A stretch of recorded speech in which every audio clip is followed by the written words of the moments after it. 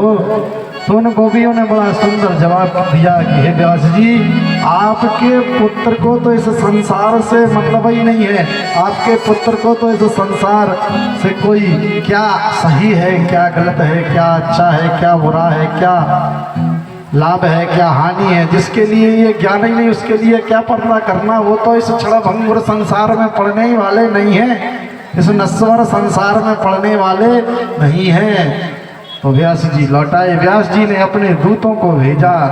व्यास जी ने कहा जाओ हमारे बालक को लौटा करके लाओ।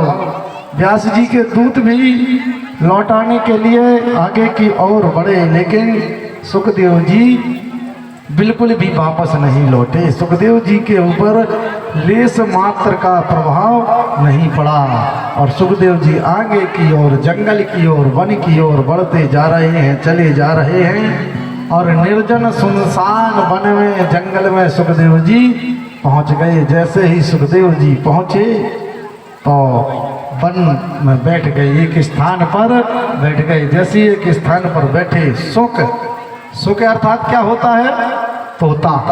तोता तो जानते हो, सब लोग जानते हो तोता।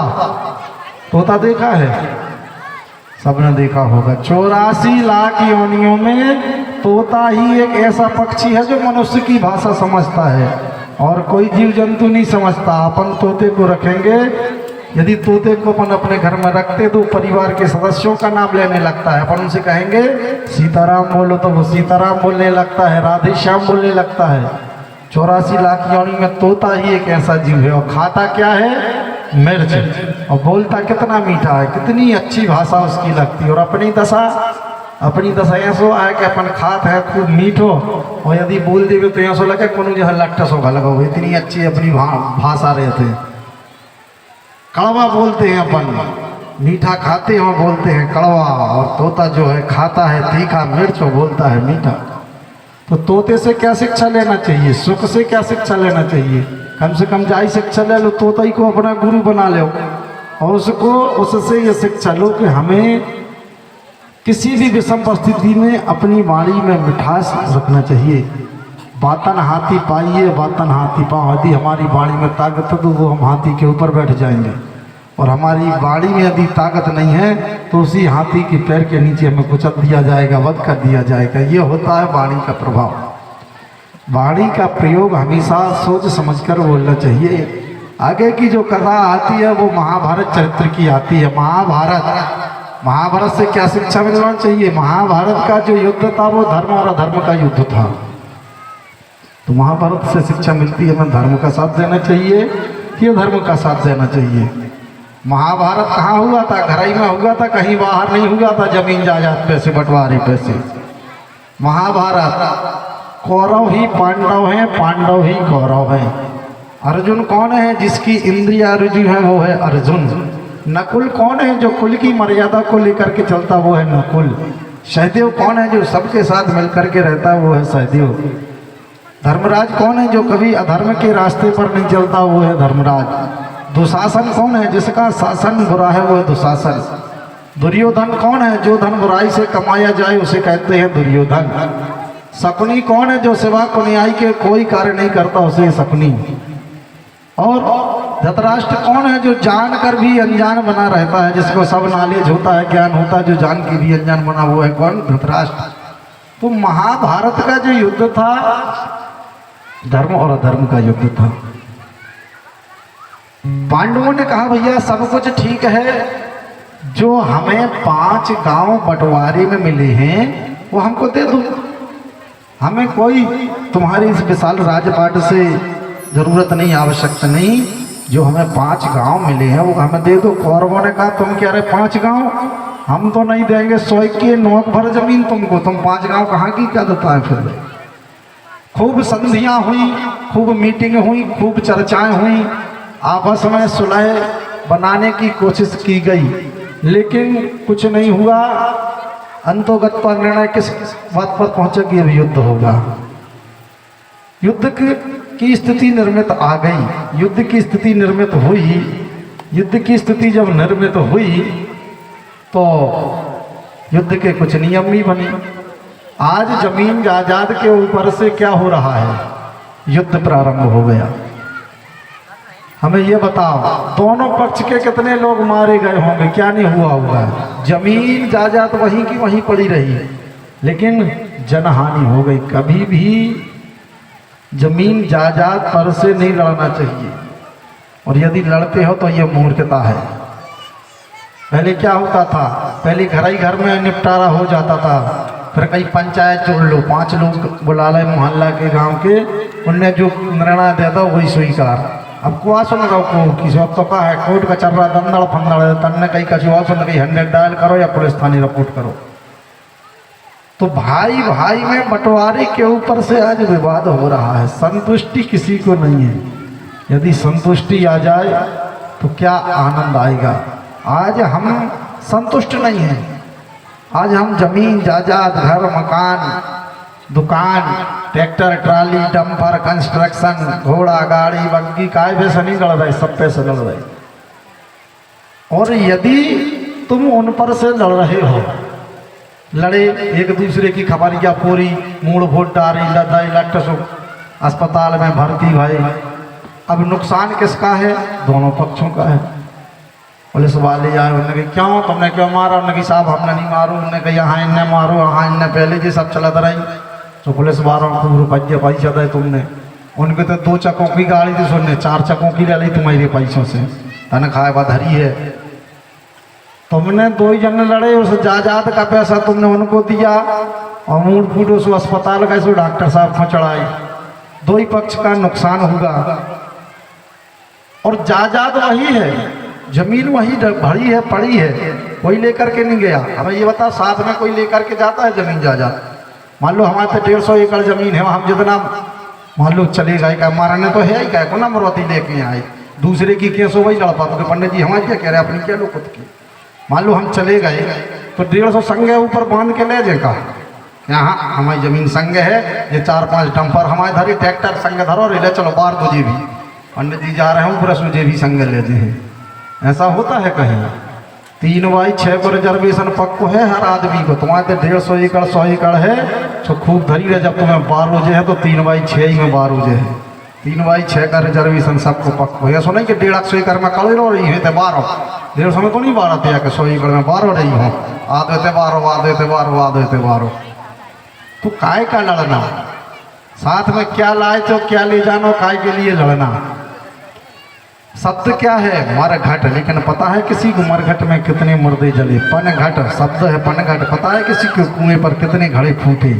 शब्द है घट और संख्या है विषम। ये होती है प्रभु की लीला। तो हमेशा ये कोशिश करना चाहिए कि कभी भी जमीन जायदाद के ऊपर से हमें लड़ना ना पड़े, ये कोशिश करना। भाई यदि भैया को अधिकारी जमीन चाहिए, ज़्यादा जमीन चाहिए है, दे दो, कुछ नहीं, 2-4 एकड़ में क्या होता है, कुछ होने वाला नहीं है। और यदि महाभारत करना है तो जो महाभारत का परिणाम हुआ तो फिर वही परिणाम होते हैं, सामने वही परिणाम आते हैं।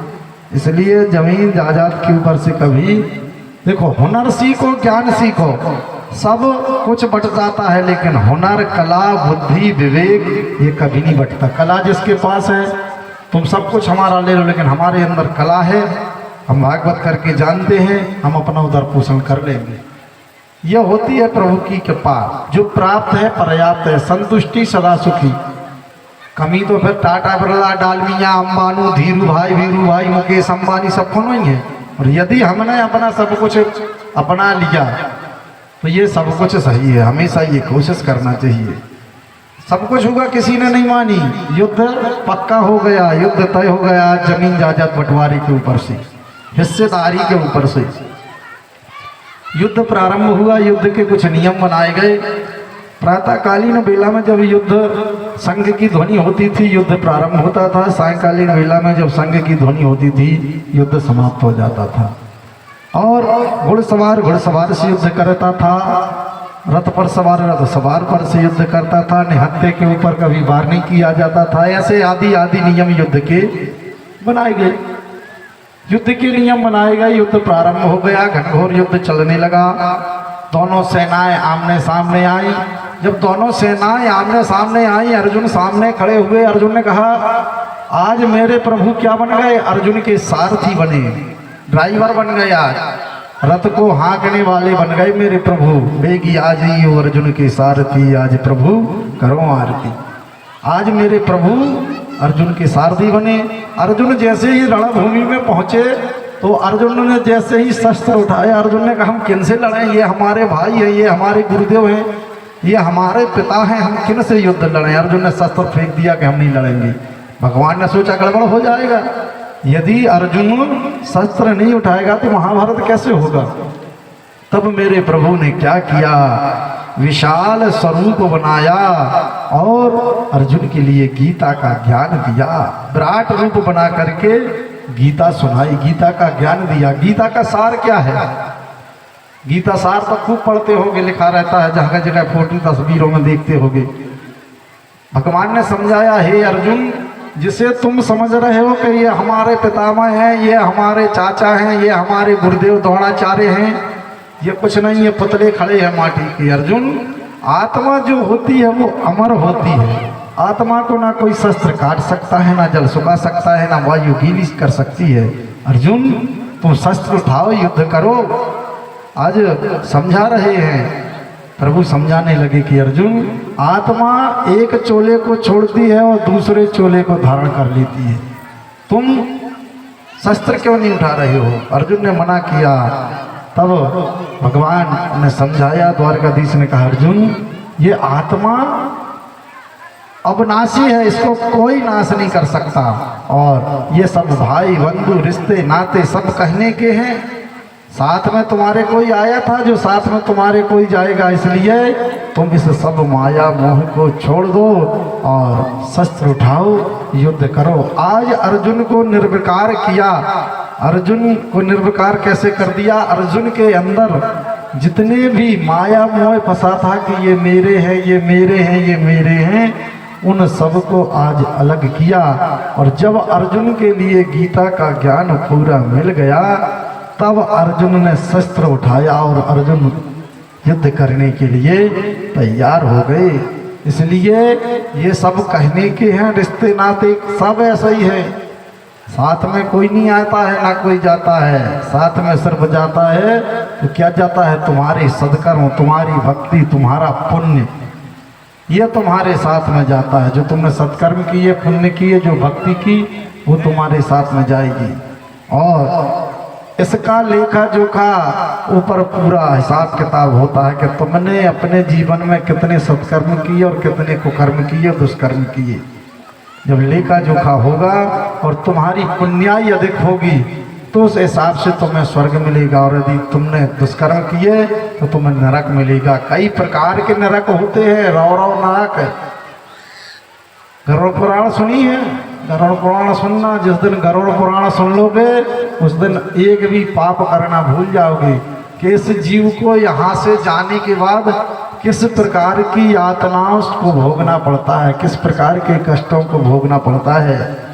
इसलिए सदकर्म करो, अच्छे रास्ते पे चलो। इस लोक को तो ठीक है, परलोक को भी सुधारो। और कलयुग में तो यही का यही है, एक हाथ करो और एक हाथ लो। अन्य युगों की अवस्था दूसरी थी, लेकिन कलयुग की अवस्था ये है कि यही करो और यही लो। यही स्वर्ग है, यही नरक है। यदि हमने स्वर्ग और नरक के रिश्ते को समझ लिया तो ये मान के चलो अपना भाव से बीड़ा पार हो जाएगा। आज अर्जुन के लिए निर्विकार करके और अर्जुन शस्त्र उठाने के लिए तैयार हो गए। घनघोर युद्ध प्रारंभ हो गया। युद्ध चल रहा था। युद्ध के चलते चलते महाराज भीमसेन ने दुर्योधन की जंघा पर प्रहार कर दिया। जैसे ही दुर्योधन की जंघा पर प्रहार किया, दुर्योधन की जंघा टूट गई। जैसे ही दुर्योधन की जंघा टूटी, दुर्योधन अपनी मौत को पुकार रहा है, अपनी मौत को याद कर रहा है। दुर्योधन अपनी मौत को पुकारने लगा। जब मौत को पुकार रहा था, उसी समय दुर्योधन का मित्र अश्वत्थामा आया। अश्वत्थामा ने कहा, मित्र, ये तुम्हारी स्थिति, ये तुम्हारी गति, ये तुम्हारी दुर्गति किसने की है? ये तुम्हारी दुर्गति किसने की है? दुर्योधन ने कहा, यह हमारे ही भाई भीम के द्वारा गदा का प्रहार किया है और हमारी जंगा टूट गई है। हमें ऐसा लग रहा है हम जल्दी से जल्द मृत्यु को सुधार जाएंगे। अश्वत्थामा ने कहा तुम चिंता मत करो मित्र, जो ना मित्र तो कहो दुखारी। यदि तुम्हारी जंगा दुर्योधन ने टूटी है, मैं तुम्हारा मित्र हूँ। मित्र मैं अभी जाता हूँ और पांडवों के शीशों को काट करके लाता हूँ। दुर्योधन ने कहा जैसे कोई पतिव्रता स्त्री की देह को नहीं छू सकता, उसी प्रकार पांडवों के शीशों को काट नहीं सकता कोई। पांडवों के शीशों को काटना कोई मामूली बात थोड़ी है। आज अश्वत्थामा ने कहा नहीं मित्र, हम जा रहे हैं और पांडवों के शीशों को काट करके लाएंगे। अश्वत्थामा चला। जैसे ही अश्वत्थामा चला, जब अश्वत्थामा चला, अर्धरात्रि के समय अश्वत्थामा पहुंचा। अर्धरात्रि के समय जैसे ही चला, उस समय शिविर लगे हुए थे, टेंट तंबू लगे हुए थे, कैंप लगे हुए थे। तो चक्र तो सुदर्शनधारी महाराज जाग रहे थे, द्वारकाधीश जाग रहे थे। अर्धरात्रि के समय अर्जुन उठे। अर्जुन ने कहा हे केशव, हे माधव, क्या कारण है आप अभी तक नहीं सोए?